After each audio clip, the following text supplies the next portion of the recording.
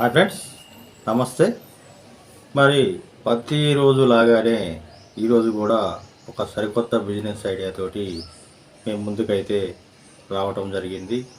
మరి ఆ బిజినెస్కి సంబంధించిన పూర్తి వివరాలు తెలుసుకోవాలంటే మరి ఈ వీడియోని ఎక్కడ స్కిప్ చేయకుండా పూర్తిగా చూసినట్లయితేనే అర్థమవుతుంది ఫ్రెండ్స్.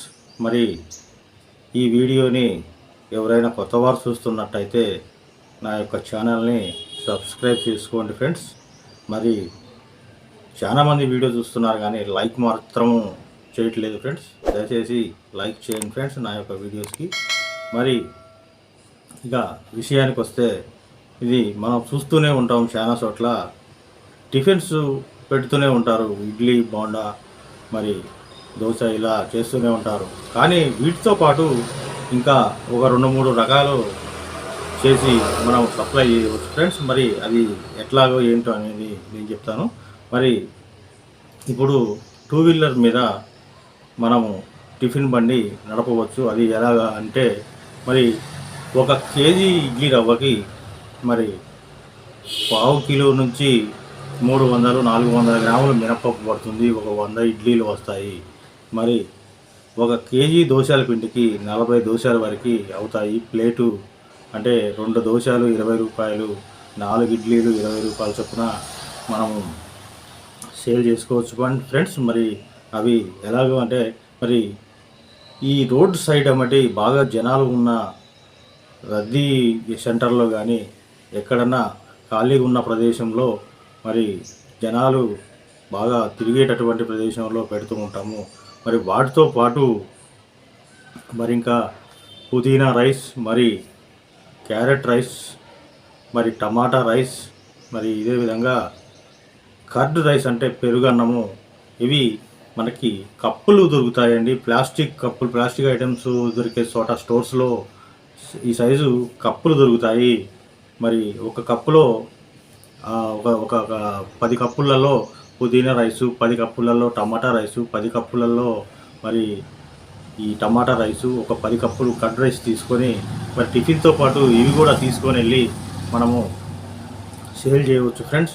మరి వీటికి గాను పెద్దగా ఖర్చు ఏమి కాదు. అంటే చాలామంది ఆలోచిస్తూ ఉంటారు, టిఫిన్ తినేదానికంటే ఇంతంత అన్నం తింటే మధ్యాహ్నం దాకా సరిపోతుంది, ఈ టిఫిన్ ఏం సరిపోతుంది మనకి అనుకునే వాళ్ళు ఈ యొక్క టమాటా రైస్ కానీ లేకపోతే ఈ పుదీనా రైస్ కానీ ఇవి తింటారు ఫ్రెండ్స్. మరి ఈ రైసు ఒక్కొక్క కప్పులో మనకి ఎక్కువేం పట్టదు ఫ్రెండ్స్, ఒక 100 గ్రాములు సుమారు పడుతుంది. మరి ఈ రైసు మరి ఫస్ట్ స్టార్టింగ్లో అవ్వకైదు అంటే 4 రకాలు కూడా 5 రకాలు 4 డబ్బాలు, ఈ 4 రకాలు కూడా తీసుకొని వెళ్ళి మనము ఈ ఇడ్లీ దోశతో పాటు మరి ఇవి కూడా మనం సప్లై చేసుకుంటూ మరి ఈ యొక్క వ్యాపారాన్ని సాగించవచ్చు ఫ్రెండ్స్. మరి ఇక రాను జనాలు బాగా అలవాటైన కొద్దికి మరి ఈ యొక్క బిజినెస్ చాలా డెవలప్ అవుతుంది ఫ్రెండ్స్. మరి లాభాలు కూడా అధికంగానే ఉంటాయి ఈ యొక్క వ్యాపారంలో. నేను సిటీస్లో 2-3 చోట్ల చూశాను, ఇవి చాలా బాగా రన్ అవుతున్నాయి ఫ్రెండ్స్. మరి ఇది నెంబర్ 1 బెస్ట్ బిజినెస్, మరి ఫుడ్ బిజినెస్ కింద వస్తుంది ఫ్రెండ్స్. నెంబర్ 1గా నడుస్తుంది ఈ యొక్క వ్యాపారము.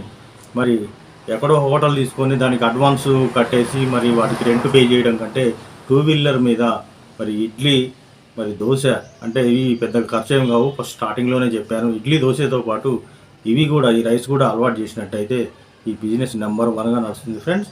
మరి ఇక ఇది సంగతి ఫ్రెండ్స్. మరి ఈరోజు మీకు చెప్పాలనుకున్న బిజినెస్ ఐడియా. మరి ఈ వీడియో మీకు నచ్చిందని అయితే నేను అనుకుంటున్నాను.